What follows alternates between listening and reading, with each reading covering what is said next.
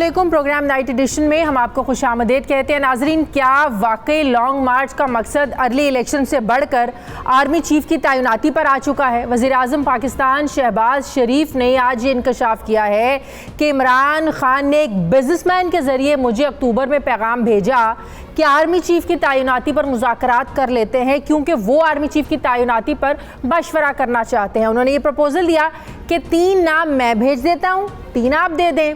वज़ीर आज़म ने कहा कि मैंने इमरान खान को वापस पैगाम भेजा कि मैं मुज़ाकरात के लिए तैयार हूँ, जिससे मुल्क किसी बहरानी कैफियत में ना आए। मैसाके मईशत पर बात हो सकती है, मैसाके जमहूरियत पर बात हो सकती है, लेकिन जहाँ तक आर्मी चीफ के तकर्रुरी की बात है तो ये एक आईनी मामला है और मुझे इमरान खान के साथ इस बारे में कोई मुशावरत नहीं करनी। ये बात मैं आप सब लोगों को इसलिए बता रहा हूँ कि ये एक आईनी इख्तियार है और अल्लाह करे मैं इसे खुश उसलूबी से अदा कर सकूँ। क्या कह रहे हैं शहबाज शरीफ साहब, ज़रा देखिए। एक मेरे जानने वाले हैं, उनका सियासत से कोई ताल्लुक नहीं, वो एक कारोबारी आदमी है। वो कोई महीना पहले मेरे पास इमरान नियाजी का पैगाम लेके आए कि आप शहबाज शरीफ के जानने वाले हैं, नवाज शरीफ साहब के जानने वाले हैं, तो आप उनके पास जाएं और उनसे कहें कि मैं डायलॉग करना चाहता हूँ। तो मैंने उनका कि किस इशूज़ के ऊपर? उनका जी 2 इशूज़, एक आर्मी चीफ की अपॉइंटमेंट हम आपस में तय कर लें, और दूसरा कि जी हम इलेक्शन की डेट हम तय करने को तैयार हैं, इलेक्शन अगर कोई हमें डेट दें तो हम उसके तैयार। और दूसरा आर्मी चीफ। नाज़रीन, वज़ीर आज़म शहबाज शरीफ के बयान पर रद्द-ए-अमल देते हुए चेयरमैन तहरीक-ए-इंसाफ इमरान खान ने आज मुरीदके में शुरुका से खिताब करते हुए कहा कि मैंने शहबाज शरीफ से नहीं बल्कि उनसे बात की जिनसे मिलने के लिए शहबाज शरीफ गाड़ी की डिग्गी में बैठकर जाते थे। यकीनी तौर पर उनका जो इशारा था इमरान खान का, ये इस्टेब्लिशमेंट की तरफ था। देखिए क्या कहते हैं इमरान खान। शहबाज शरीफ, आपने एक बयान दिया कि मैंने आपको पैगाम पहुंचाया है, हम आर्मी चीफ का बैठ के फैसला करें। और शहबाज शरीफ, तुम्हारे पास मैं क्यों पैगाम भिजवाऊंगा? मैं उनसे बात की जो तुम्हें इशारों पे चलाते हैं, और मैंने बात एक की कि मुल्क में साफ और शफाफ इलेक्शन करवाओ, और कोई दूसरी बात नहीं की।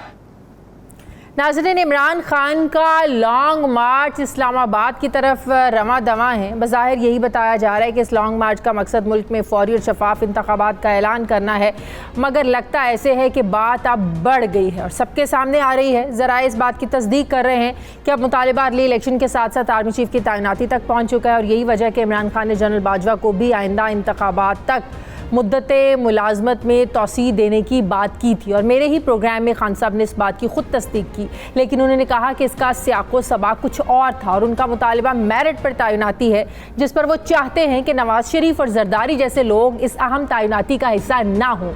मौजूदा आर्मी चीफ के रिटायर हो जाने पर नए आर्मी चीफ की तैनाती नवंबर में होनी है, जिसके लिए साबिक वज़ीर आज़म इमरान खान मुख्तलिफ तरीक़ों से दबाव डाल रहे हैं कि उनसे भी किसी तरह आर्मी चीफ की तैनाती और मुशावरत कर ली जाए। मगर वज़ीर दिफा ख्वाजा आसिफ ने आज मीडिया से बात करते हुए वाज़े कर दिया कि आपसे आर्मी चीफ की तैनाती पर कोई मुशावरत नहीं होगी। आप तो पार्लियामेंट के मेंबर ही नहीं है, किस हैसियत से आपसे हम मुशावरत करें?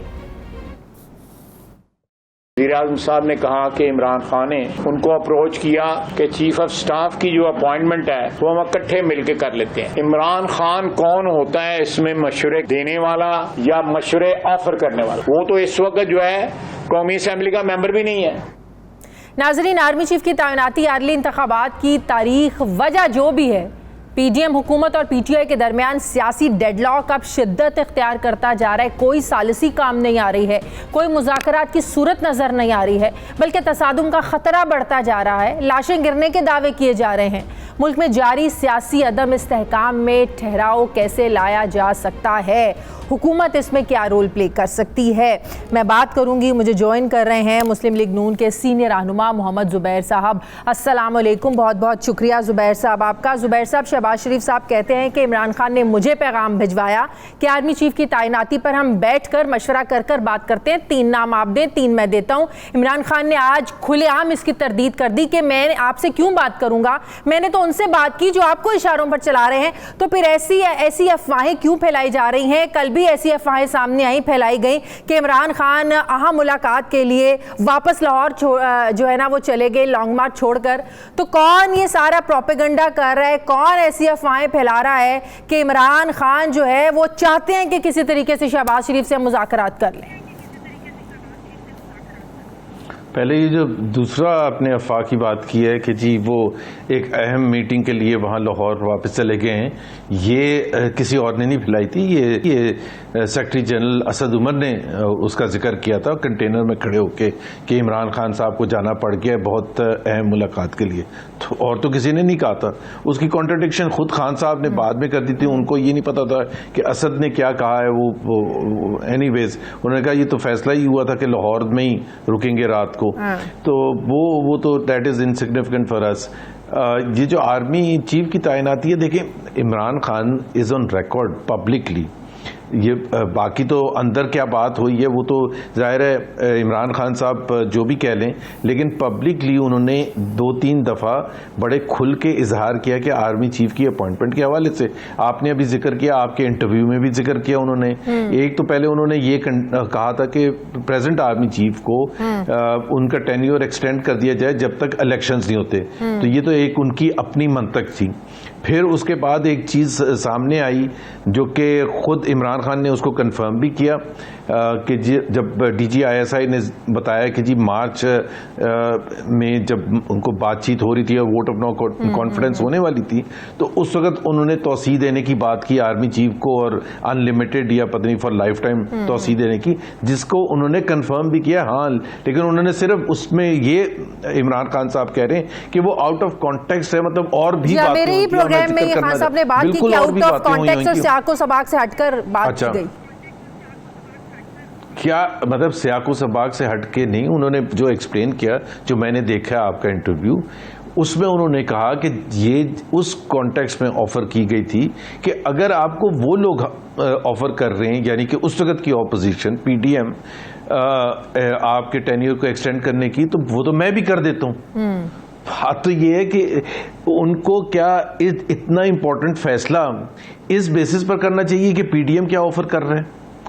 इसलिए किया था ना कि अपनी हुकूमत को बचाने के लिए, इसलिए किया था ना कि जी आपको मैं एक्सटेंशन दे देता हूं तो आप ये वोट ऑफ नो कॉन्फिडेंस रुकवा दें, इसीलिए किया था ना। और क्या कॉन्टेक्स्ट था, उसको एक्सप्लेन कर दें कॉन्टेक्स्ट को।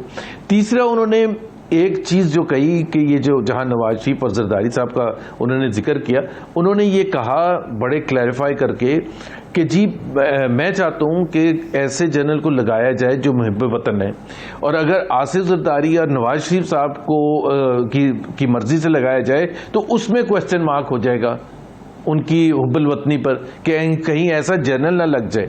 यही था ना उसका कॉन्टेक्स्ट। तो भाई क्या मतलब है, मजाक हो रहा है कि जी हमारे जो 3 स्टार मेरे प्रोग्राम में भी उन्होंने कहा कि मैं सिर्फ ये चाहता हूं कि आर्मी चीफ की तैनाती मेरिट पर हो और मेरा कोई कंसर्न नहीं है। देखिए जो टॉप के जो 4-5 जनरल्स होते हैं उसी में से होता है ना, उसमें 19-20 का भी नहीं फर्क होता।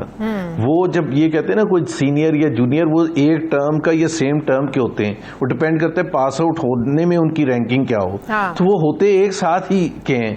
अब मेरिट का जहां तक ताल्लुक है तो मेरिट तक 3 स्टार जनरल्स और उनकी वो क्राइटेरिया कि जिस उस पोजीशन में है कि एनी वन ऑफ दोज 4 और 5 कैन बिकम द चीफ। तो आप खुद सोच लेना कि उन्होंने स्टाफ पोजीशंस भी पूरे अपने कैरियर में रही होंगी उनकी बड़ी इंपॉर्टेंट, चाहे वो कर्नल हो, चाहे वो ब्रिगेडियर हो, चाहे वो 2 स्टार हो, 3 स्टार हो, कोर भी हेड की होगी, डिवीजन भी हेड की होगी, और बड़े इंपॉर्टेंट ओहदे उनके पास होंगे। तो मेरिट तो है ही, इस वजह से तो वो 3 स्टार तक पहुंचे।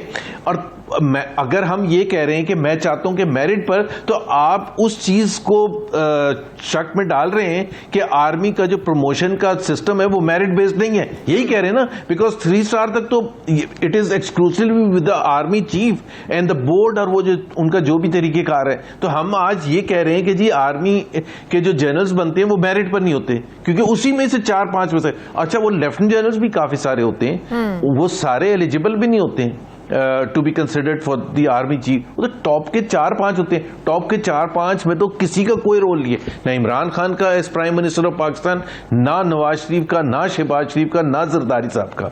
तो उसमें से तो वो सिलेक्ट कर रहे हैं। आप कह रहे हैं मेरिट पर, मेरिट पर और क्या मेरिट होता है भाई? उसने मतलब ज़ाहिर अनाउंस तो अभी आप लोग नहीं करेंगे, आप ज़ाहिर शहबाज शरीफ साहब ने करना है ना, हुकूमत ने फैसला करना है ना, आप लोगों का आईनी इख्तियार है ना, प्राइम मिनिस्टर का आईनी इख्तियार है। मेरा देखें ये इतनी सेंसिटिव चीज है शादिया कि I don't think so anyone other than few people are privy to what is happening. और होना भी नहीं चाहिए। ये वजीर आजम की स्वाबदीद है, वजीर आजम किससे डिस्कस करते हैं, कंसल्ट करते हैं, वो ज़रूर एक चीज़ है, डिफेंस मिनिस्टर हैं या किसी और से भी, नवाज शरीफ साहब से भी, नवाज शरीफ साहब से भी तो मुशावरत हर होती है मुस्लिम ना हर लीडर को तो मामले नहीं पर। पता, हर मामले पर होती है। तो ये तो नहीं हम पूछते ना कि आपने नवाज शरीफ साहब से मुशावरत कर ली, ये उनका स्वाबदीद है। देखे ना, कोई भी अपॉइंटमेंट करनी है उसने वो जिसको समझते हैं कि जिससे मशवरा लेना, जिससे रहनुमाई लेना इम्पोर्टेंट है, तो वो जाहिर सी बात है बड़ा उसी को वो पेश नज़र रख के कंसल्ट करेंगे जिससे भी करना हो। जुबैर साहब, आपके इल्म में है कि कल जो अफवाहें फैलाई गई, जो बात असद उमर साहब ने भी की, आपके इल्म में है कि वाकई कोई ऐसी कोई मुलाकात हुई है इमरान खान साहब की कल?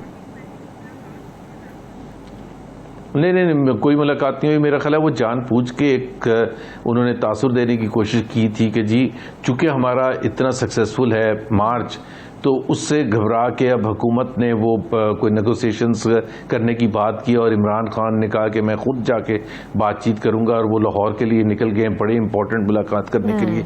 ये उन्होंने इसी वजह से तासुर दिया था कि ताकि वो ऐसा शो किया जाए कि जी हुकूमत घबरा गई है और अब बातचीत के लिए अब वो रजामंद हो गई है।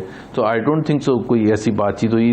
आज आपने जिक्र किया प्रेस कॉन्फ्रेंस का ख्वाजा आसिफ की, कोई बातचीत नहीं हो रही, नन व्हाट्सोएवर। लेकिन इमरान खान साहब भी तो ये समझते हैं ना कि आप लोगों से बात करने का फ़ायदा नहीं है, बात तो उनसे होनी चाहिए जिनके पास सारे इख्तियारात हैं। वो तो हुकूमत से बात करने की कोई इंपॉर्टेंस, कोई अहमियत समझते भी नहीं है ना। तो ना करें, हमने तो नहीं ज़बरदस्ती कहा कि नहीं हमें इंपॉर्टेंस दे भाई, आप इमरान खान, अब हम हुकूमत है, हमारे से आके हमने तो करनी ही नहीं है बातचीत। तो अगर उन्होंने किसी और से करनी है तो वो ज़रूर अपना वो कोशिश करके देख लें। पहले भी वो DGISI ने कंफर्म भी किया है, जो अपना उनका प्रेस कॉन्फ्रेंस थी कुछ दिन पहले, कि जी वो बैकडोर बातचीत हुई थी जिसमें प्रेसिडेंट भी इन्वॉल्व थे और वो सक्सेसफुल नहीं हो सकी। हाँ। तो बातचीत उन्होंने जिससे भी करनी है जरूर करें, अपनी कोशिश करके देख लें जो भी वो हासिल करना चाहते हैं। लेकिन एक चीज जाहिर है इमरान खान के लिए, PTI के लिए, कि अगर वो समझते हैं कि जी अगर वो किसी और से बातचीत करके अपनी बात मनवा लेंगे और हुकूमत बाईपास हो जाएगी, तो ऐसा नहीं हो सकता। जाहिर बात है, we are a major stakeholder, हुकूमत हमारी है, शहबाज शरीफ साहब उसके प्राइम मिनिस्टर हैं, he has to take the decision along with the cabinet, और जो भी उनके जो रुफका हैं, जो PDM जाहिर है हुकूमत इत्तेहादी पार्टी से, बाकी सब से मशवरा करके। तो ये नहीं हो सकता कि इमरान खान साहब समझें कि वो किसी और को मना लेंगे तो उसके बाद PDM बाईपास हो जाएगी। क्या हुकूमत का ये प्लान है कि इमरान खान के लॉन्ग मार्च को इस्लामाबाद एंटर नहीं होने देना, पिंडी में इनको रोक लिया जाएगा और फिर किसी और की जिम्मेदारी होगी, किसी और पर दबाव बढ़ाया जाएगा? हुकूमत इस सारे मामले से निकलना चाहती है और वो अपने कंधों पर कोई जिम्मेदारी लेना नहीं चाहती है, इसलिए शायद हुकूमत ने ये फैसला किया कि इस्लामाबाद एंटर नहीं होने देना मार्च। Is it true? नहीं, देखें अभी तो ये फैसला भी नहीं हुआ कि ये, इट्स नॉट ट्रू, ऐसा कोई फैसला नहीं हुआ कि इस्लामाबाद उनको एंटर नहीं होने देंगे। हमारा सिर्फ ये है कि ज़ाहिर है PTI को भी राइट है, वो कल कोर्ट में जा सकते हैं, सुप्रीम कोर्ट में, और सुप्रीम कोर्ट ने डिफाइन किया हुआ है कि किस जगह वो अपनी गैदरिंग कर सकते हैं, किस जगह नहीं कर सकते। तो उसके उन्हीं असूलों के तहत जो कानून के हैं उसी के तहत हमारा फैसला होगा। अगर ये गड़बड़ करने की कोशिश करेंगे तो फिर तो जाहिर सी बात है कहाँ रोकना पड़ेगा, वो तो एक अलग बात है। लेकिन इतना खौफ क्यों तारी है? कंटेनर से हर जगह इस्लामाबाद में कंटेनर्स लग चुके हैं। राना सनाउल्लाह साहब ने अपनी फोर्सेस को भी एक्टिव कर दिया है, वो तो कहते हैं कि हर तरीके से रोका जाएगा। लेकिन इमरान खान साहब भी हमेशा ये बात कर चुके हैं मेरे प्रोग्राम में भी कि हम तो पुरअमन एहतजाज की बात कर रहे हैं। हमने कब कहा है कि हम जो खून खराबा करेंगे? हम तो पुरअमन एहतजाज के करने जा रहे हैं और अपने मुतालिबात लेकर जा रहे हैं। तो हुकूमत को फिर किस चीज़ का खौफ तारी है? कल जो गंडापुर साहब का वो ऑडियो आया है, उसके बाद आप समझती हैं कि ये पुरअमन है। वो बंदूकें क्यों लेके आ रहे हैं, क्यों प्लानिंग कर रहे हैं? और ये तो सिर्फ एक ऑडियो आई है ना बाहर। जो हमारा खदशा था वो बिल्कुल सही खदशा था ना, कि ये they are up to something. देखे ना, हुकूमत के लिए सबसे अच्छी चीज क्या हो सकती है? ये लॉन्ग मार्च करें, जितने मर्जी लेके आए। फवाद चौधरी तो कहते हैं 10 से 15 लाख एंटर होंगे इस्लामाबाद में, 10,000 हों, 15 लाख हों, जितने भी हों। ऑपोजिशन के लिए क्या इंपॉर्टेंट है कि जी वो 10 दिन, 15 दिन, 20 दिन बैठते भी अगर हैं और पुरअमन होते हैं, तो हुकूमत का क्या चाहता है? हुकूमत तो बिल्कुल सेफ है, आप एक जगह बैठे रहें। JUIF का धरना हुआ था 2019 में, तो उस वक्त की जो हुकूमत थी, PTI की हुकूमत, तो उनको क्या फ़र्क पड़ा था? वहाँ एक ग्राउंड में बैठे थे, वहाँ तकरीरें होती थी, धुआंधार तकरीरें होती थी, उसके बाद वो उठ के चले गए।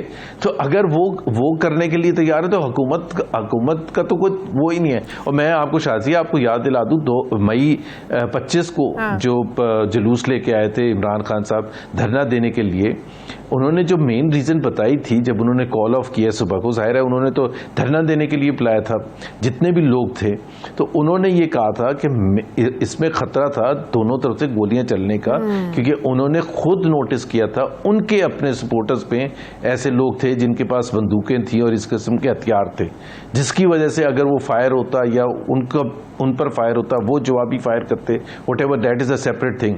तो अगर आप ऐसे प्लानिंग कर रहे हैं, और आप देखें तकरीबन 24 घंटे हो चुके हैं उस बात को, जो ऑडियो आई है गंडापुर साहब की, और अभी तक उन्होंने डिनाई नहीं किया, बल्कि जो मुझे पता है उन्होंने ये कहा कि जी हम अपना बंदोबस्त ना करें। भाई आप वो तो किस जाहिर चीज का कह रहे हैं कि बंदोबस्त हम ना अपनी करें? सिक्योरिटी ये ना पुरअमन रखें। तरीके से कौन सी सिक्योरिटी, किस चीज के लिए सिक्योरिटी? मतलब आप बंदूकें लेके आते हैं? अच्छा आप मुझे बता दें, दुनिया भर में कहीं भी, चाहे अमेरिका है, चाहे बरतानिया है, चाहे इंडिया है, वहां हुकूमत के वो जो लॉ एनफोर्सिंग जिनकी रिस्पॉन्सिबिलिटी होती है, उनके पास हथियार होते हैं, या वो लोग जो जुलूस लेके आते हैं? मतलब कहां होता है ये कि जो जुलूस लेके आ रहे हैं वो हथियार से लेके आ रहे हैं, ताकि इन केस ऑफ इवेंचुअलिटी आपको नहीं फायर करना। बहुत ज्यादा सेंसिटिव हो चुके हैं दोनों तरफ से एक दूसरे के साथ बैठने के लिए कोई जो है ना वो लचक नजर नहीं आ रही है। मुज़ाकरात की बात करें, अगर मैं आपसे ये पूछ पाऊं कि अगर मुज़ाकरात होते हैं तो हुकूमत किस चीज़ पर लचक दिखा सकती है? जब 2 फ्री कैन के दरमियान मुज़ाकरात होते हैं तो दोनों तरफ से ज़ाहिर है नरमी लचक का मुजाहरा करना पड़ता है। हुकूमत के पास ऐसा क्या है जो वो इमरान खान को देकर और खुश उसलूबी से मामलात को सरअंजाम दे सकते हैं और इमरान खान को वापस भेज सकते हैं? इमरान खान को जो बाइडेन नहीं सेटिस्फाई कर सकता, इमरान खान को कोई सेटिस्फाई नहीं कर सकता। एक तो let's be very clear about it, Imran Khan is a very particular person, जिनकी डिमांड्स की कोई लिमिट नहीं होती है और वो बढ़ाते चले जाते हैं। वो एक जंगजू जिस तरह नहीं होता, एक लड़ाई करने वाला। हम कोई पहली दफा इमरान खान को तो नहीं देख रहे हैं। मसला ही सबसे बड़ा ये है कि इमरान खान को इलेक्शन भी चाहिए, और इलेक्शन वो जिसमें वो जीते। आप खुद एक इमेजिन करें सिनेरियो कि इमरान खान हार जाए। जब इलेक्शन होंगे तो कोई भी जीत सकता है ना, लेट्स अज्यूम कि वो हार जाते हैं, उस दिन रात को ये क्या करेंगे? तो भाई तो इमरान खान को ये बड़ा मुश्किल है, क्योंकि इसलिए वो तो चाह रहे हैं कि अर्ली इलेक्शन की डेट दे दें और मौजूदा जो चीफ इलेक्शन कमीशन है इनको आप बदल दें, तो वो समझते हैं कि फिर फ्री एंड फेयर इलेक्शंस हो जाएंगे। अच्छा, चीफ इलेक्शन कमिश्नर को अगर हम बदलने का एग्री भी कर लें तो उसमें हम अपनी मर्जी से लगाएंगे ना। इमरान तो है ही नहीं इसमें स्टेक होल्डर। फिर क्या होगा? इस वक्त तो वो पार्लियामेंट में मौजूद ही नहीं है। अगर सपोज करें कि हुकूमत कहती है अच्छा जी हम चेंज कर देते हैं, तो फिर जब तक इमरान की मर्जी से नहीं होगा, इमरान किस हैसियत में डिक्टेट करेंगे कि XYZ को चीफ इलेक्शन कमिश्नर बनाए? ये तो प्रैक्टिकल डिफिकल्टीज हैं जो इमरान से पूछनी चाहिए। भाई आप चाहते कि आप तो ये कह रहे हैं तो ये सब बातें बैठकर भी तो हो सकती हैं। आपके पास इमरान खान की सारी डिमांड्स के अगर जवाब मौजूद हैं तो फिर सियासी डायलॉग में रुकावट क्या है जुबैर साहब? इमरान खान, मैं आपको बता दूं, फरवरी 2019 में जब हिंदुस्तान ने हमला किया था, अभिनंदन वाला जो आपको वाकया याद होगा, तो एक हमला ही था ना इंडिया की तरफ से, और उसमें फुल फ्लैश वॉर भी हो सकती थी और बड़े खतरनाक सिचुएशन थी। तो सिक्योरिटी ब्रीफिंग थी पाकिस्तान की फौज की तरफ से, और उसके अंदर तमाम पॉलिटिकल प्लेयर्स को, जो स्टेक होल्डर्स थे पार्लियामेंट में, उन सबको बुलाया था। हर एक के 4-4, 5-5 लोग थे, जिसमें बिलावल भुट्टो साहब भी थे और लोग भी थे, और शाह महमूद कुरैशी, असद उमर PTI की तरफ से, और शहबाज शरीफ साहब, और दूसरे अयाज अमीर और अयाज सादिक, और वो दूसरे लोग भी थे। तो उसमें क्या हुआ था? उसमें बावजूद इसके कि प्राइम मिनिस्टर उस वक्त जो थे इमरान खान, उन्होंने आना था, वो नहीं आए। To the bewilderment of everyone, सब शॉक थे कि भाई इतना इंपॉर्टेंट इवेंट है, बिकॉज वो साथ बैठ ही नहीं सकते हैं। He cannot sit, you have to understand. मैं कहता हूं आप 10 बुराइयां गिनवाएं हुकूमत की या PMLN की या PBB की, but make no mistake, go back to the record. क्या उन्होंने कभी हाथ भी मिलाया था पार्लियामेंट में? वो कहते नहीं मिलाऊंगा। वो ऑफ एयर हाथ नहीं मिलाते। Imran Khan, I am a witness to this, एक दफा नहीं 3 दफा 4 दफा कि इमरान खान ने हाथ मिलाने से रिफ्यूज कर दिया। मतलब I mean this is not normal, he is not normal in that sense. तो बात तो उस चीज से उससे होती है जिससे आप कुछ समझें कि एक बड़े सख्त नेगोशिएशंस हो सकते हैं, बिल्कुल, और उसमें उनकी भी डिमांड्स आएंगी, हमारा भी जवाब अच्छा, होगा। कल भी परवेज इलाही साहब ने कहा उसके लिए अगर मुज़ाकरात हो जरूर रहे हैं लेकिन हुकूमत के साथ नहीं हो वहां रहे हैं जितों सारी गल बननी है। बड़ा पंजाबी में उन्होंने कहा कि जितों गल मुकनी है मुज़ाकरात बातचीत वहीं हो रही है। आज भी वो कह रहे हैं कि बातचीत मुज़ाकरात चल रहे हैं। तो अगर एक फरीक के साथ इस्टेब्लिशमेंट के मुज़ाकरात चल रहे हैं तो क्या वो फिर आपसे भी राब्ते में है? उधर की डिमांड्स इधर और इधर की डिमांड्स उधर, जाहिर है बताने के लिए आप लोगों से भी राब्ते हो रहे हैं? नहीं, मेरा ख्याल है वो सबसे रेलेवेंट आदमी उसमें डिफेंस मिनिस्टर है, और डिफेंस मिनिस्टर ने आज बिल्कुल क्लियर कट कह दिया कि कोई बातचीत नहीं हो रही है। और अगर बातचीत ऐसी हो रही है जिसमें हमें नहीं पता, मैंने जिस तरह पहले जवाब दिया था कि हम एक मेजर फ्रीक हैं इस सारे प्रोसेस में। ये तो नहीं हो सकता कि हमारी मर्जी के बगैर बातचीत हो जाए। वो कंसीड भी करते हैं कि जो भी इमरान खान मांग रहे हैं या वो थोड़ा बहुत कंसीड करते हैं। अगर तो एक लम्हे के लिए हम ये सोच लेते हैं कि आप लोगों की मर्जी के बगैर, अगर आप लोगों को पूछे बगैर, आप लोगों को इन्फॉर्म किए बगैर मुज़ाकरात हो भी रहे हैं, बातचीत कहीं हल की तरफ जा रही है, तो आप लोगों को एतराज होगा इस चीज पर? प्रोटेस्ट करेंगे आप लोग? एब्सोल्युटली, प्राइम मिनिस्टर की मर्जी होनी चाहिए ना। प्राइम मिनिस्टर की मर्जी के बगैर कैसे कुछ हो सकता है? हुकूमत तो प्राइम मिनिस्टर चला रहे हैं, उनके नीचे सारे आते हैं, तो उनकी मर्जी के बगैर बातचीत हो रही है, तो मेरा ख्याल है उसका तो कोई हल ही नहीं निकलेगा। ठीक है, बहुत बहुत शुक्रिया पाकिस्तान मुस्लिम लीग नून के सीनियर रहनुमा मोहम्मद जुबैर साहब मेरे साथ थे। मुझे ब्रेक लेनी है नाज़रीन, वापस आते हैं एक छोटे से वक्फे के बाद।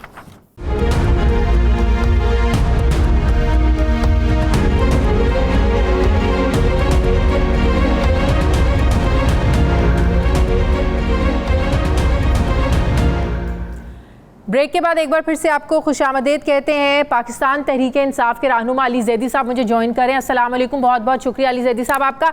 अली जैदी साहब, आप पिंडी पहुंच रहे हैं 2 नवंबर को। क्या इमरान खान का इस्तकबाल आप पिंडी में करेंगे? आप लोग डायरेक्ट इस्लामाबाद नहीं जाएंगे? नहीं जी, हमारा प्लान ये है कराची से हम सुबह 11:30 बजे टोल प्लाजा पे इंशाल्लाह एक बहुत बड़ी तादाद कराचीइट्स की जो लॉन्ग मार्च में हकीकी आज़ादी लॉन्ग मार्च में चल रही है, वो सुबह 11:30 बजे टोल प्लाजा पे मिलेगी। वहां से हम अपना सफर का आगाज करेंगे। रास्ते भर में हैदराबाद में, हाला में, सकरत में, काजी अहमद पे, मोरों पे, हर जगह पे हमारे लोग एक सकबालिया कैंप है, वहां से लोग हमें ज्वाइन करते जाएंगे और हम रात को सक्कर पहुंचेंगे। रात को सक्कर में हमारा क़याम है और सक्कर से हम मंगल को सुबह 11:30 बजे इंशाल्लाह, क्योंकि सक्कर में फिर और ज्वाइन कर लेंगे हमें, जो कराची से नहीं ज्वाइन कर सके, यानी कि जो लाड़काना से, शिकारपुर से, खैरपुर और भी जो लोग हैं जेकाबाद से, कश्मीर से, वो सब सक्कर आ जाएंगे वोटकी से। और सक्कर से फिर हम इंशाल्लाह एक बड़े जुलूस की शक्ल में हम इंशाल्लाह। लेकिन अभी इस्लामाबाद जाकर आप लोगों ने बैठना कहा है, इंतजामिया से तो अभी मामलात हल हुए नहीं है। अली नवाज अवान साहब कह रहे थे कि इस्लामाबाद इंतजामिया ने 20 अक्टूबर को कुछ डिटेल्स मांगी थी, वो भी मुहैया कर दी हैं, लेकिन जगह का नहीं बता रहे हैं, क्लियरेंस नहीं दे रहे हैं, NOC नहीं दे रहे हैं। वफाकी हुकूमत तो इस चीज़ की तरफ जा ही नहीं रही है कि आप लोगों ने इस्लामाबाद आकर बैठना कहाँ पे है, कहाँ बिठाना है आप लोगों को? हमने तो अभी तक इस्लामाबाद का जिक्र किया ही नहीं है। हमें तो कहा गया पिंडी पहुंचना है, हम पिंडी में पहुंच जाएंगे। तो पड़ाव पिंडी हो सकता है, हफ्ते का, 2 हफ्ते का, उसके बाद 126 दिन का। उसके बाद फिर डिसाइड करेंगे ना। सारी चीजें आपको मीडिया में बता दूं तो फिर क्या फायदा? तो फिर मीडिया नहीं तो कवर करना है आप लोगों को, और किसने कवर करना है? पिंडी बैठे, इस्लामाबाद बैठे, हमने ही कवर करना है आप लोगों को। इंशाल्लाह आपको पता चल जाएगा। मुज़ाकरात चल रहे हैं कोई हुकूमत के साथ, नहीं इस्टेब्लिशमेंट के साथ? मुज़ाकरात क्या, यानी कि अब मेरे ख्याल में मुज़ाकरात तो नहीं है, वो अनाउंस कर रहे हैं डेट और खत्म करें मसले को इलेक्शन की। नहीं, परवेज इलाही साहब वज़ीर आला पंजाब तो कह रहे हैं कि जिनसे बात होनी चाहिए उनसे बातचीत चल रही है। कल भी उन्होंने बात की, उन्होंने आज भी ये बात की। इसका मतलब पीछे कोई बातचीत चल रही है। कर रहे होंगे वो लोग बातचीत। तो बातचीत मामला उधर से ही हल होने, हुकूमत का इसमें कोई अमल दखल नहीं है। वो तो कहते हैं, जुबैर साहब कह रहे थे कि हमें निकाल के जो मुज़ाकरात होंगे हम नहीं मानेंगे। सियासी लोगों के पास मुज़ाकरात का दरवाजा हमेशा खुला होता है, मुज़ाकरात हमेशा होते रहते हैं। तो सियासी लोगों के मुज़ाकरात फिर सियासी लोगों से होने चाहिए ना अली जैदी साहब। तो हम सियासी लोगों से ही करेंगे और कैसे कर रहे हैं? नहीं, जिधर पिंडी में सियासी लोग बैठे हैं। हालांकि ये जो है हुकूमत में आजकल जो बैठे हुए ये सियासी लोग तो नहीं है, ये तो चोर हैं, लेकिन ठीक है। लेकिन जिनका इशारा परवेज इलाही साहब दे रहे हैं सियासी तो वो भी नहीं है। मुझे नहीं पता परवेज इलाही किसकी बात कर रहे हैं, परवेज इलाही से पूछिए। हाँ, क्या कह रहे हैं? मुझे नहीं पता परवेज इलाही साहब किसकी बात कर रहे हैं, उसका जवाब मेरे ख्याल में परवेज इलाही दे सकते हैं आप। तो हुकूमत से मुज़ाकरात क्यों नहीं करना चाहते आप लोग? हुकूमत से मुज़ाकरात, हुकूमत को तो हम मुज़ाकरात के लिए बैठे थे, कब से कह रहे हैं जी डेट अनाउंस करें, हमसे बात करेंगे जी डेट कब इलेक्शन की देनी है, हम बैठने को तैयार हैं। बस आप तो इलेक्शंस की डेट मांग रहे हैं ना। शहबाज शरीफ साहब कह रहे हैं कि एक बिजनेसमैन के जरिए इमरान खान ने मुझे पैगाम भेजा कि आर्मी चीफ की तैनाती के लिए जो है ना मुशावरत करना चाहते हैं, 3 नाम आप दे, 3 मैं देता हूं। तो उन्होंने कहा कि इस चीज़ पर मैं मुशावरत नहीं करना चाहता हूं, ये मेरा आईनी हक है, मैं ही ये काम करूंगा। अगर आपने मिसाक जमहूरियत पर बात करनी है तो आई एम रेडी, आपने मिसाक मईशत पर बात करनी है तो मैं तैयार हूँ। वैसे आप भी कमाल करती हैं, आप शहबाज शरीफ को इतना सीरियसली ले रही है। शहबाज शरीफ के हाथ में है क्या? इस मुल्क के प्राइम मिनिस्टर हैं। अच्छा, मैं एक सहाफी हूँ, मैं न्यूट्रल हूँ। Why don't you understand? यानी कि ए पॉलिटिकल होना चाहिए। हाँ? न्यूट्रल का लफ्ज़ आप ए पॉलिटिकल हैं। ठीक है, बहुत बहुत शुक्रिया। पाकिस्तान तहरीक इंसाफ के सीनियर रहनुमा अली जैदी साहब मेरे साथ थे। मुझे प्रोग्राम में एक ब्रेक लेनी है नाज़रीन, वापस आते हैं एक वक्फे के बाद।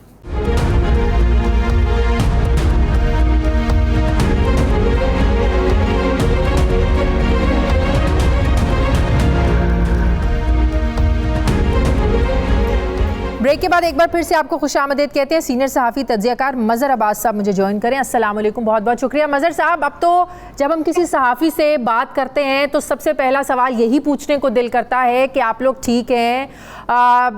जिस तरह से अरशद शरीफ को बाहर जाने पे मजबूर किया गया, अब डॉक्टर मोहित पीरज़ादा भी बाहर जा चुके हैं, इमरान रियाज ख़ान का भी यही खबरें आ रही हैं कल से कि वो भी मुल्क छोड़कर जा चुके हैं। इतनी धमकियाँ, इतनी थ्रेट्स आ रही हैं। इरशाद भट्टी के बारे में भी ये कहा जा रहा है कि वो भी मुल्क छोड़कर जा चुके हैं।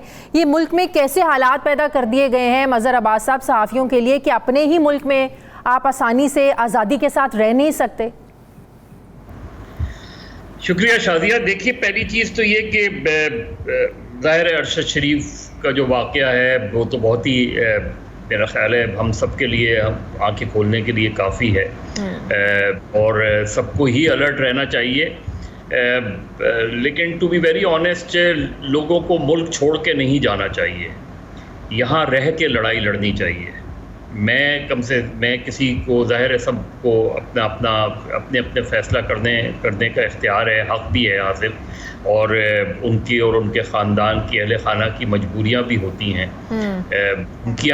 धमकियों का भी हमें पता है, मालूम और नामालूम कॉलों का भी पता होता है, किस तरह की धमकियाँ हैं इसका भी अंदाज़ा होता है।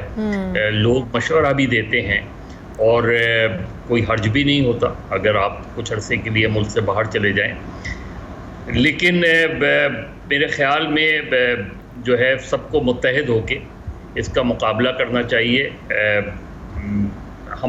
मेरा जिस तंजीम से ताल्लुक़ रहा है, आवाज़ किसके सामने उठाएं, तहफ़्फ़ुज़ किससे मांगे मज़हर साहब?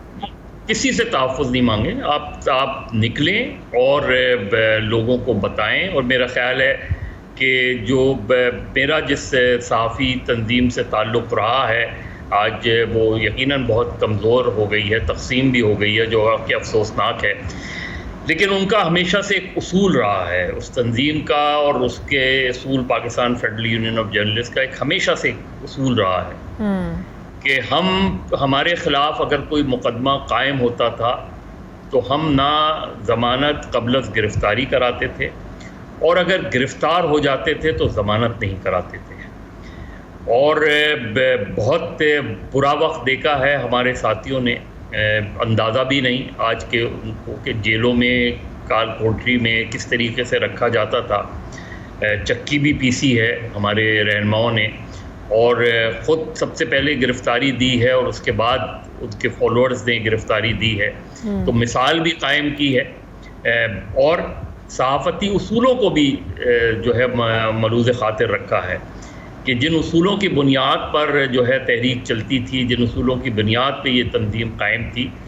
तो मेरा ख़्याल है, मेरी तो अपने उन तमाम साथियों से अपील होगी जो बवजूद जो है मुल्क से बाहर गए हैं कि वो मुल्क में वापस आएँ, और अगर जो है उनके साथ कोई इस तरह का सलूक होता है तो तमाम सहाफ़ती तंजीमों को, तमाम मीडिया की तंजीमों को, मीडिया के इदारों को मुत्तहिद होके ये लड़ाई लड़नी पड़ेगी और बहुत वाज़ेह पैगाम देना पड़ेगा। ये लड़ाई इसी तरह से ही लड़ी जाती है। क्या एक सहाफ़ी का कोई नज़रिया नहीं होना चाहिए? क्या एक सहाफ़ी को पार्टी की आवाज़ को बुलंद नहीं करना चाहिए? या हमें तो हमेशा यही बताया गया है कि सहाफ़ी जब अपने प्रोफेशनली अपनी ज़िम्मेदारियां सरअंजाम देता है तो उसको दोनों साइड का वर्जन्स रखना होता है। आप अपनी सोच, अपना नज़रिया रखते ज़रूर हैं, लेकिन जब दो फ्रीकैन आपके साथ बैठे होते हैं उस पर आप अपनी राय लागू किसी एक पर नहीं कर सकते। लेकिन अनफॉर्चुनेटली हम लोग देख रहे हैं कि पिछले कुछ अरसे से हमारे जो सहाफ़ी बिरादरी है उसमें से कुछ लोग इस तरह कर रहे हैं। तो क्या हम ये कह सकते हैं कि ऐसे सहाफ़ी जो इमरान खान की आवाज़ को उठा रहे हैं, बुलंद कर रहे हैं, उनके साथ ये सब कुछ हो रहा है, उनकी आवाज़ को दबाया जा रहा है? देखिए, वक्त की बात है। एक ज़माना था, अभी हम चंद दिन बाद 3 नवंबर मनाएंगे। 3 नवंबर का जो वक्त था वो 2007 में जिन सहाफ़ियों पर पाबंदी लगी थी उनमें से बहुत से सहाफ़ी हैं जो है वो इस वक्त भी प्रोग्राम्स करते हैं। कल अगर आसमा शिराज़ी, हामिद मीर, काशिफ अब्बासी, तलत हुसैन, इन पर पाबंदी लगी थी तो आज जो है वो हमें बीच में पहले अरसद शरीफ शहीद पर उन पे पाबंदी लगी, फिर समी इब्राहिम पे पाबंदी लगी, फिर आरिफ हमीद भट्टी पर पाबंदी लगी, फिर जो है वो जो दीगर लोगों पे जो हमारे साथी हैं, इमरान रियाज है, उस पर पाबंदी लगी। तो वक्त की बात होती है। लेकिन ये आपने जो बुनियादी बात की कि चाहे वो कल की बात हो या आज की बात हो, सहाफ़त का बहुत बुनियादी उसूल ये है कि आप जब बात करते हैं तो आपको इस चीज़ का ख्याल रखना पड़ता है कि आपका झुकाव किसी एक तरफ नहीं होता। Very true. ये हमारी यहाँ एक जो कॉन्सेप्ट है कि नहीं जी, सहाफ़ी जो है वो न्यूट्रल नहीं होता। सहाफ़ी अगर ऑब्जेक्टिव नहीं होगा तो फिर आप सहाफ़त के एक बुनियादी उसूल से इनहराफ कर रहे होते हैं। आपकी ऑब्जेक्टिविटी का तकाजा ये होता है कि आप दोनों साइड का वर्जन सामने रखें और फिर अपना व्यू दें। आपका अपना व्यू बिल्कुल बहुत अहम होता है, चाहे आप वो कॉलम की शक्ल में दें, किसी वीलॉग की शक्ल में दें, किसी और फोरम को इस्तेमाल करके दें। लेकिन इस चीज़ का ख्याल रखना, कम से कम मेरा बिलीव हमेशा से ये रहा है कि आप ऑब्जेक्टिव हो ही उस वक्त सकते हैं जब आपकी, यानी इससे अच्छी बात कोई नहीं हो सकती कि हुकूमत वक्त आपसे नाराज़ रहे, और वो कोई भी हुकूमत हो। अगर हुकूमतें आपसे खुश रहना शुरू कर दें तो फिर आपको ज़रा गौर करना पड़ता है कि कहीं आप अब अनफॉर्चुनेटली हम इसको बदकिस्मती कहें, क्या कहें कि अब हमारे यहाँ जो डिवीज़न है वो बहुत ज़्यादा प्रोमिनेंट हो चुकी है, धड़े बहुत ज़्यादा प्रोमिनेंट हो चुके हैं। एक राइट साइड के जो सहाफ़ी हैं उनको देख के कह सकते हैं कि इनका झुकाव किस तरफ है, मतलब कि किसी सहाफ़ी को देखते ही जहन में उस पार्टी का खाका आना शुरू हो जाता है। अगर कोई प्रोग्राम में बैठता है तो पता चलता है अच्छा ये तो इसकी बात करेगा, ये तो इसकी बात करेगा। तो ये अब चीज़ें बहुत ज़्यादा खुलकर और प्रोमिनेंट तौर पर सामने आ चुकी हैं, which is wrong I think.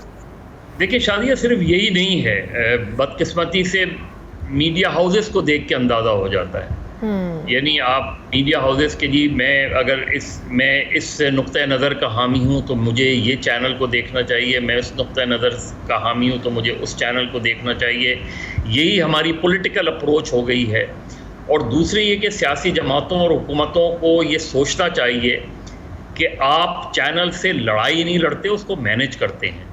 ये नहीं हो सकता कि मरियम नवाज साहिबा ARY का माइक हटा दें और कोई जो है दूसरा जियो का माइक हटा दे। बिल्कुल बिल्कुल। ये आपको लीडर्स को खुद सोचने की बात है कि अगर कोई एक चैनल या एक मीडिया ग्रुप आपके नुक्ते नज़र से आपके खिलाफ कैंपेन चला रहा है तो आप उसे मैनेज करें, आप उसको न्यूट्रलाइज करने की कोशिश करें। लेकिन हमने तो यहाँ पर ये देखा है कि एड्स बंद कर दिए जाते हैं, उन चैनल्स के प्रोग्राम्स में एज ए गेस्ट आना बंद कर दिया जाता है, पॉलिसीज बाकायदा बन जाती है, इसको ऐड देने इसको ऐड नहीं देना, इसके प्रोग्राम में जाना इस चैनल पे नहीं जाना, विच इज़ रॉन्ग अगेन। अब यही बदकिस्मती, यही मैंने कहा, एक सोसाइटी क्योंकि इतनी पॉलराइज्ड हो गई है, इतना ज़्यादा, और अनफॉर्चुनेटली बदकिस्मती से मीडिया के अपने अंदर इतनी पॉलराइजेशन हो गई है कि आप बहुत से ऐसे पिछले चंद सालों में हमने देखा है कि हमारे कुछ दोस्तों ने इस तरह के प्रोग्राम किए कि आपने अपने फेलो कोलीग्स की जिंदगियों को खतरे में डाल दिया। आपने कभी उन पर कुफ्र के फतवे लगा दिए, कभी आपने उन्हें गद्दारी के कटहरे में लाके खड़ा कर दिया, बिल्कुल ऐसे, कभी आपने उनके बारे में पता नहीं क्या कुछ नहीं कहा उनके बारे में, ये सोचे बगैर कि मैं आज जो उसके साथ कर रहा हूँ कल वही चीज़ मेरे साथ ना हो जाए। तो ये चीज़ें हमारे साथियों को सोचने की हैं कि आप जब तक आप किसी भी कोई भी सिचुएशन हो, ऐसा ना हो कि कहीं आप इस्तेमाल हो रहे हों, चाहे दानिस्ता तौर पे या गैर दानिस्ता तौर पे। लोगों को इस चीज़ को, ख़ास तौर पे सहाफ़ी बरादरी को, अब देखें 2 नवंबर को जो है वो सहाफ़ती तंजीम इंटरनेशनल ईयर ऑफ इम्प्यूनिटी मना रही है, क्योंकि पाकिस्तान में सहाफ़ियों के ख़िलाफ़ होने वाले, सहाफ़ियों के कत्ल के ख़िलाफ़ जो मुकदमात हैं वो चलते ही नहीं हैं।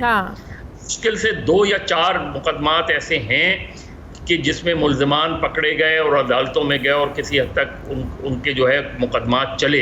बिल्कुल, वरना तो 130 के करीब सहाफ़ी मारे। और ये जो इस मरतबा हम 2 नवंबर मना रहे हैं, ये अरशद शरीफ के नाम हमने इसीलिए किया है कि उसके न सिर्फ कातिल पकड़े जाएं, वो साजिश भी बेनकाब होनी चाहिए कि अगर वो कोई साजिश का नतीजा है। कमीशंस की तारीख हमारे सामने है, कौन से कमीशन की रिपोर्ट्स खुलकर सामने आई हैं और उसके नतीजे में हमने जिम्मेदार जो है ना वो बेनकाब किए हों। सर शायद यही बात कह रहा हूँ। और अगर उस वक्त जब ये DGISPR और DGISI की प्रेस कॉन्फ्रेंस हुई थी और सलीम साफ़ी साहब ने ये सवाल रखा था, तो मेरा ख्याल है उस वक्त ये बात करनी चाहिए थी कि जी हयातुल्लाह खान की रिपोर्ट आज भी कहीं, उसकी रिपोर्ट कहीं पड़ी होगी, उसको मंजर आम पे लाएं। सलीम शहजाद की रिपोर्ट कहीं पड़ी होगी, उसको मंजर आम पे लाएं। हामिद मीर साहब पर जो हमला हुआ था, जिसका मजाक उड़ाया गया था, उसको सामने लेकर आएं, उसके कमीशन की रिपोर्ट को सामने लेकर आएं। जो मुकदमात चले ही नहीं, वो मुकदमात क्यों नहीं चले, उसकी चीज़ें सामने लेकर आएं। कोई सहाफ़ी अगर जो है वो लिफाफा और इसके इल्ज़ामात भी लगते रहते हैं, और मैं इन इल्ज़ामात को मुकम्मल तौर पे रद्द भी नहीं करता, क्योंकि बदकिस्मत हमारी रही है कि मिनिस्ट्री ऑफ इंफॉर्मेशन हमारे मुल्क में मिनिस्ट्री ऑफ डिसइंफॉर्मेशन के तौर पे काम करती रही है। और एक केस में जो सुप्रीम कोर्ट में चला था, उसमें बाकायदा एक ऑफिशियल लिस्ट जो है मिनिस्ट्री ऑफ इंफॉर्मेशन के सीक्रेट फंड की, और उस मुकदमे के नतीजे में वो सीक्रेट फंड ख़त्म हुआ। और उस सीक्रेट फंड के ख़त्म होने से उस वक्त बहुत सी लिस्ट भी सामने आई। इसी तरह मैंने ज़ाती तौर पे एक मरतबा बेनज़ीर भुट्टो साहिबा जब वज़ीर आज़म थी, तो उनसे कहा था कि आप अपने वक्तों में, और आप नवाज़ शरीफ साहब अपने वक्तों में ये इल्ज़ाम लगाते रहे हैं कि बहुत से सहाफ़ी जो है वो एजेंसीज के पेरोल पे हैं। आज मैंने कहा आप वज़ीर आज़म हैं, तो आप वो लिस्ट लेकर आएँ, वो लिस्ट निकलवाएं, और उस सीक्रेट फंड को या इवन सियासी सेल को ख़त्म करवाएं। तो ये सारी चीज़ें जो हैं वो, लेकिन बदकिस्मती से वो चीज़ें सामने नहीं आई। बिल्कुल सही। मेरे ख्याल में अगर हमें इस मुल्क में साफ शफाफ सहाफ़त करनी है, परवान चढ़ानी है, आज सोशल मीडिया का ज़माना है, सोशल मीडिया एक एक्सप्रेशन का नाम है, आम लोगों को करोड़ों लोग उसे फॉलो करते हैं। सही। हमें पता चलता है कि लोग किस तरह से ज़बान कौन सी इस्तेमाल करते हैं, लेकिन मुझे उसकी फ़िक्र नहीं है। मुझे फ़िक्र ये है कि उसमें जो सहाफ़ी हैं, जो सहाफ़त के कुछ उसूलों को जानते हैं, अगर वो इस लहर में बह जाएंगे, सिर्फ इस वजह से कि आपको रेवेन्यूज बहुत अच्छा मिल जाएगा, ज़ाती तौर पे आपकी माशी सूरत हाल बहुत अच्छी हो जाएगी, जो कि बहुत अच्छी बात है। लेकिन क्या मैं सहाफ़ती उसूलों को फॉलो कर रहा हूँ, सिर्फ इसको मद्देनज़र रखें। मेरा ख्याल है हम सहाफत को मजहर बेहतर साहब, अंदाज लॉन्ग मार्च के नतीजे में आप हालात की संगीनी किस हद तक देख रहे हैं और इसका आउटकम आप क्या देख रहे हैं? देखिए, मुझे नहीं पता मुज़ाकरात हो रहे हैं कि मुदाखलत हो रही है। कहा जा रहा है, कभी इस चीज़ को कंफर्म परवेज इलाही साहब तो इस चीज़ को कंफर्म कर रहे हैं, कल भी उन्होंने कहा, आज भी कहा कि मुज़ाकरात जिनसे हो रहे हैं उनसे चल रहे हैं। हुकूमत के उन्होंने कहा इनसे कोई बात नहीं हो रही। देखिए, अब यही मैं परवेज इलाही साहब एक बात करते हैं, फवाद चौधरी दूसरी बात करते हैं, ख्वाजा आसिफ तीसरी बात करते हैं, मरियम औरंगजेब चौथी बात करती हैं, राना सनाउल्लाह पांचवी बात करते हैं, इमरान अभी जुबैर साहब ने मेरे प्रोग्राम में कहा कि अगर इसी तरह हमसे छुपकर हमें बताए बगैर कोई चीज़ हो रही है तो इस पर तो हम एहतजाज करेंगे, उनको तो काबिल कबूल नहीं होगा, उनको इसमें इन्वॉल्व किए बगैर किसी नतीजे पर पहुंचना। सिर्फ यही नहीं, ऐवान सदर का ये इख्तियार नहीं है, सदर पाकिस्तान के पास ये आईनी इख्तियार नहीं है कि वो कोई मुज़ाकरात करें और वो भी जिसमें हुकूमत शामिल ना हो। देखिए, हुकूमत जो है, हुकूमत मुज़ाकरात करती है, उसको मुज़ाकरात करने चाहिए, और ये मौजूदा हुकूमत, मौजूदा वज़ीर आज़म की गलत पॉलिसी है इस हुकूमत की कि वो उनको ऑफ़र नहीं करे। भाई, इलेक्शन पर मुज़ाकरात कर लेना, आप कहें कि आइए इलेक्शन पर बात कर लेते हैं। हाँ, और ये हाँ। इमरान खान को भी सोचना चाहिए, ये कोई बात नहीं होती कि आप इलेक्शन की तारीख दें तो हम मुज़ाकरात करेंगे। अगर वो आपको दावत देते हैं, और देनी चाहिए कि आइए इलेक्शन पर बात कर लें, अब क्या होगा? आप कहें, जिस तरह ख्वाजा आसिफ साहब कह रहे थे, आप कहें कि जी हम चाहते हैं कि अगस्त तक ये हुकूमत चले और अगस्त में नई इंटरम गवर्नमेंट पे बात कर लेते हैं कि वो इंटरम गवर्नमेंट कौन सी बने, उस पर बात कर लेते हैं। अब तहरीक इंसाफ चाहती है, और ये भी मेरी समझ में नहीं आता इमरान खान जल्दी इलेक्शन क्यों चाह रहे हैं। इमरान खान की एक पॉपुलैरिटी है, वो इस वक्त उनकी जमात पाकिस्तान की सबसे, न सिर्फ सबसे पॉपुलर जमात है, गालबन वो वाहिद सियासी जमात है जिसकी चारों असेंबलियों में नुमाइंदगी है। हाँ। और इसमें भी कोई दो राय नहीं है कि इमरान खान इस वक्त मकबूल लीडर हैं, कोई माने या ना माने। यही कह रहा हूं, इमरान खान को ये जल्दी नहीं होनी चाहिए। यानी आप जल्दबाजी में, एक तरफ आप उनको न्यूट्रल नहीं रहना चाहिए और उनको पता नहीं क्या क्या अलकाब से वो करते हैं, और फिर बातचीत भी उन्हीं से कर रहे हैं।